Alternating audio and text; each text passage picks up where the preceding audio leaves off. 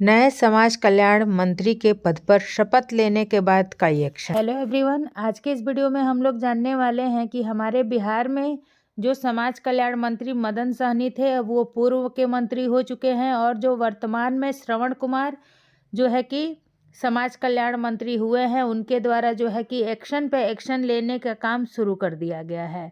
और पहला एक्शन जो है कि उनके द्वारा लिया गया है वह यह है कि जो है राज्य के सभी आंगनबाड़ी केंद्रों में बच्चे बेंच डेस्क पर बैठकर करेंगे पढ़ाई। इसकी जो है कि न्यूज़ें बहुत सालों से चल रहा था और बहुत जो है कि दिनों से इसकी जो है कि खबर भी प्रकाशित की जा रही थी। तो इस वीडियो में हम लोग देखेंगे कि क्या कुछ उनके द्वारा डेट दे दिया गया है या कोई और अन्य कन्फर्मेशन निकल के आ रहा है कि किस प्रकार से जो है कि आंगनबाड़ी केंद्रों के बच्चों को बैठने के लिए भी बेंच डेस्क की व्यवस्था की जा रही है। तो क्या बड़ी खबर है।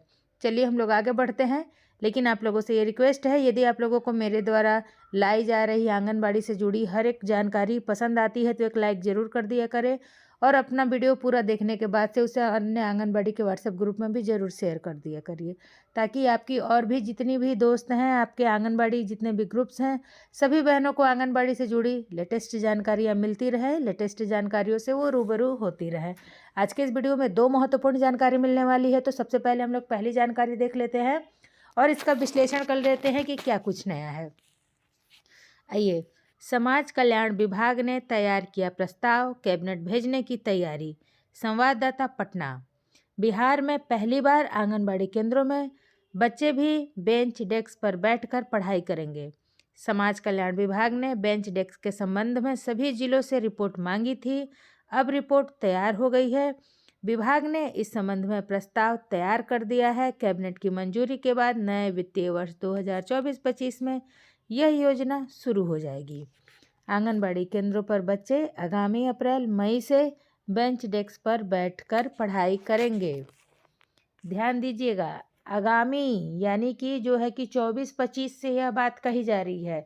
तो 24 आप लोगों को शुरू हो गया है और 24 का जो है कि यह फरवरी का महीना चल रहा है, तो अप्रैल और मई से। तो आइए देखते हैं कि क्या 24 के अप्रैल और मई से या 25 के अप्रैल और मई से। सरकारी भवनों में चलने वाले केंद्रों को पहले दिया मिलेगा बेंच, यानी कि जो भी आंगनबाड़ी केंद्र सरकारी विद्यालय में संचालित हैं, सबसे पहले वहाँ पर जो है कि बच्चों के डेस्क और बेंच की व्यवस्थाएं हो जाएगी। विभाग के मुताबिक सरकारी भवनों में चलने वाले केंद्रों को सबसे पहले बेंच डेस्क मिलेगा। इससे सरकारी स्कूल व खुद के भवन में चल रहे केंद्रों को जोड़ा जाएगा। ठीक है। इसके बाद में बाकी बचे केंद्रों में बेंच डेस्क की खरीद होगी, यानी कि जो भी आंगनबाड़ी केंद्र अपने स्वयं के भवन में आंगनबाड़ी भवन में चल रहे हैं और सबसे पहले तो जो सरकारी विद्यालय में चल रहे हैं, दूसरे नंबर पे जो अपने भवन में चल रहे हैं, और इसके बाद बाकी बचे केंद्र यानी कि वो ऐसे केंद्र हैं जो कि किराए पे चल रहे हैं। बाद में बाकी बचे केंद्रों पे बेंच डेस्क की खरीद होगी। राज्य भर में वर्तमान में 1,10,000 आंगनबाड़ी केंद्रों का संचालन हो रहा है, जिसमें से 50% केंद्रों के पास खुद का भवन नहीं है। यह बात सत्य है। स्कूलों से जुड़ेंगे सभी किराए पे चल रहे आंगनबाड़ी केंद्र। विभाग ने जिलों को निर्देश दे दिया है कि केंद्रों का निरीक्षण करें और जहां किराए के मकान में केंद्र का संचालन हो रहा है, उन सभी केंद्रों को नज़दीक के स्कूलों में जोड़ा जाए। स्कूल परिसर में केंद्र का संचालन किया जाए। इसके लिए समाज कल्याण विभाग ने शिक्षा विभाग को पत्राचार करने का आदेश अधिकारियों को दिया है।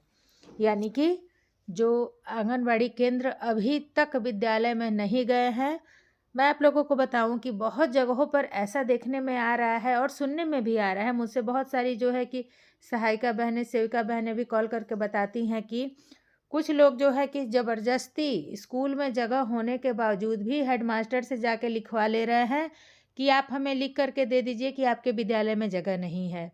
तो जिस वजह से जो है कि उनका आंगनबाड़ी केंद्र किराए पर चलता है। और वो एक तरह से बहुत सारे लोग ऐसे भी हैं जो सरकार से 1 रुपये किराया नहीं लेते हैं और वे किसी भी जो है कि गैर सरकारी ही है, लेकिन वो किराया भी नहीं लेते हैं और अपनी स्वेच्छा से दान दिए हुए जगहों पर केंद्र का संचालन करते हैं। तो वो अलग बात हो गई। लेकिन बहुत जगहों पर जो है कि 1000-2000 के किराए के लिए बहुत सारी जो है कि ज़बरदस्ती हेडमास्टर से लिखवा लिया जा रहा है कि आप लिख दीजिए कि आपके विद्यालय में जगह नहीं है। तो ऐसे में जो है भविष्य में हेडमास्टर पे भी दिक्कत आएगी और जो सेविका सहायिका इस प्रकार की कार्य कर रहे हैं उनके में भी समस्या आएगी। इसलिए मेरा आप लोगों से रिक्वेस्ट है कि जहाँ भी अपना भवन नहीं है और विद्यालय में जगह खाली है तो आप लोग जल्द से जल्द शिफ्ट हो जाइए, ताकि जो भी आंगनबाड़ी केंद्रों पर लाभ मिलना है वह ससमय आपके केंद्रों पर मिले। आप तो जैसे तैसे जो है कि चेयर पे बैठ के विधि व्यवस्था अपनी निकाल रहे हैं, लेकिन उन छोटे छोटे बच्चों के बारे में भी हमें सोचना चाहिए जो कि घास फूस के और खुले जगहों पर पढ़ रहे हैं, बैठ रहे हैं। उन्हें जो है कि बहुत सारी दिक्कतों का सामना करना पड़ सकता है। तो ये थी आज की पहली और हम लोग देख लेते हैं दूसरी खबर की ओर बढ़ते हैं कि आज की दूसरी लेटेस्ट खबर क्या है। ठीक है, तो आइए हम लोग देख लेते हैं कि दूसरी खबर क्या है। इसमें देखिए, आशा आंगनबाड़ी सेविका को EPFO का लाभ। तो इसकी पूरी जानकारी देती हूँ नेक्स्ट वीडियो में। तब तक के लिए सभी दोस्तों को नमस्ते। इसका विश्लेषण मिलेगा नेक्स्ट वीडियो में, इसलिए जल्दी जल्दी चैनल को सब्सक्राइब करके रखें, वीडियो को लाइक करें और मिलती हूँ नेक्स्ट वीडियो में।